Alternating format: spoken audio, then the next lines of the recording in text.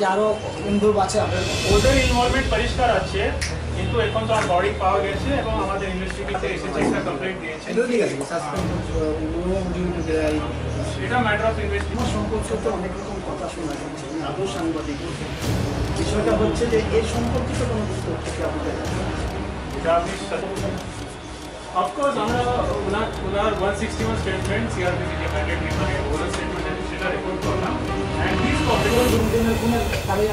এটা আমি কিছু বলতে পারবো না, শান্তনু ভয় তখন এসআইটি কাছে আছে। এটা তো আমাদের ডিস্ট্রিক্টে খুমলুং এলাকাতে কিছু ভায়োলেন্স ঘটেছিল, তো যার মধ্যে একটা সিভিলিয়ান গাড়ি এবং আমাদের ওসি রাধাপুর থানার গাড়ি টর্চ হয়েছে এবং কিছু ভায়োলেন্স হয়েছিল। তো আপনার তো জানা আছে একজন জীবন দেবনাথ হিউন্ডাই ভার্না গাড়ির ড্রাইভার, ওনার বাড়ি ছিল সুভাষনগর ইস্ট আগরতলা। তো while he was driving one সজ্জন কুমার এবং one বিশ্বজিৎ দেববর্মা, তো ডুকমালি বাজারে ভায়োলেন্ট মব ওনাদের গাড়ির উপরে অ্যাটাক করেছে আর he was missing since that day. তো তারপর আমরা অনেক খোঁজখবর নিলাম, আশেপাশে যে এরিয়া আছে সেখানে আমাদের সার্চ অপারেশন আমরা কন্ডাক্ট করলাম। ইট ওয়াজ সাসপেক্টেড কি মব ভায়োলেন্স মধ্যে কিছু দুর্ঘটনা ওনার সঙ্গে ঘটেছে, তো আমাদের তদন্ত চলেছিল। বেসড অন ইন্টেলিজেন্স এবং আমাদের কাছে যে কোনো এভিডেন্স আর ইনপুট ছিল, আমরা দুইজনকে ওখান থেকে অ্যারেস্ট করলাম, দুইজন লোকালকে, আর ওদেরকে পুলিশ কাস্টাডি দেওয়া হয়েছিল। তো বেসড অন দের ইন্ট্রোগেশন আমরা কিছু সাসপেক্টেড স্পট আইডেন্টিফাই করলাম যেখানে জীবন দেবনাথের মানে রিমেন্স থাকার ছিল, মানে চান্সেস ছিল। কিন্তু আপনারা তো জানেন কি অক্টোবর মাসে এবং সেপ্টেম্বরের শেষের দিকে বেশি বৃষ্টি ছিল আর ওই এলাকাতে অনেক জায়গাতে ল্যান্ডস্লাইড হয়েছিল। তো সেই জন্যে আমাদের সার্চ অপারেশন আমরা সে সময় কোনো সাকসেস পাইনি। কিন্তু আজকে সকালে আমরা এক এলাকার নাম আছে সুকিয়া কোবরা, এটা খুমলুং থেকে অ্যারাউন্ড 3 কিলোমিটার দূরে আছে একটা স্পট। তো এই স্পটে একটা জায়গাতে আমরা এক্সক্যাভেশন আজকে শুরু করেছি সকালবেলা in presence of sub divisional magistrate এবং আমাদের পুলিশ সঙ্গে সিআরপিএফ কন্টিনজেন্টও আছে। তো আমরা ওখানে কিছু হিউম্যান বডি রিমেন্স পেয়েছি।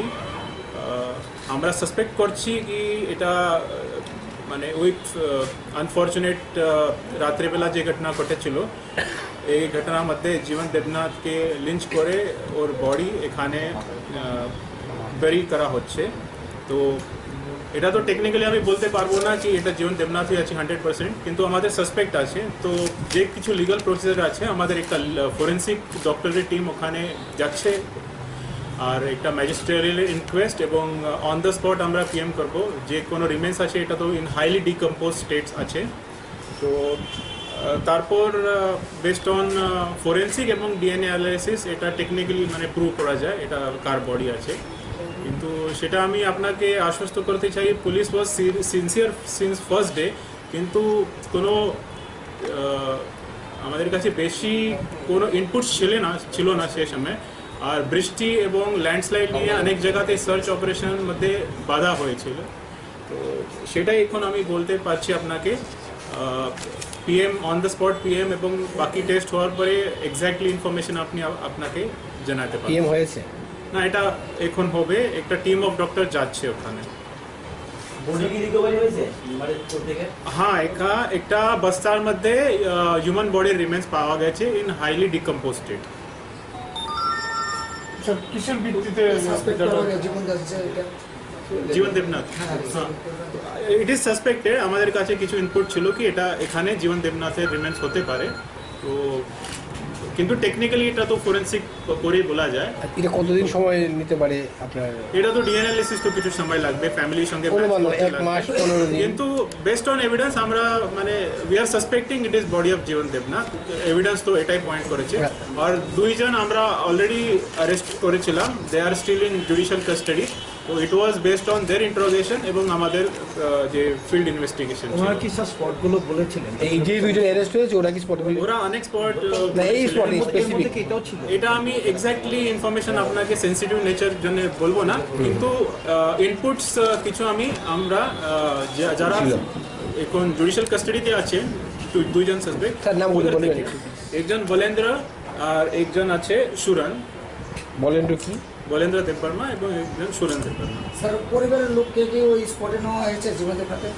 এটা আমি দেখবো, এটা এখন সেন্সিটিভ ম্যাটার আছে, কিন্তু এটা আইডেন্টিফিকেশন আমরা মানে we will take help of their family identification, এটা তো টেকনিক্যালিটি আমরা ফলো করতে লাগবে। বডিতে জামা কাপড় এখন তো বোঝা যাচ্ছে না। আমরা টাচ করি না, প্রথম তো ডক্টর থেকেই আমরা ওদের ওই যে রিমেন্স আছে ইনকোয়েস্ট করবো, কিন্তু জিবি মর্গে আমরা কিছুদিন রাখবো, তারপর ফ্যামিলির সঙ্গে না ডিএনএ সেটা না স্যার, বস্তার ভেতরে তো পাওয়া গেছে নিশ্চয়ই, বস্তার মুখ খোলা হয়েছে।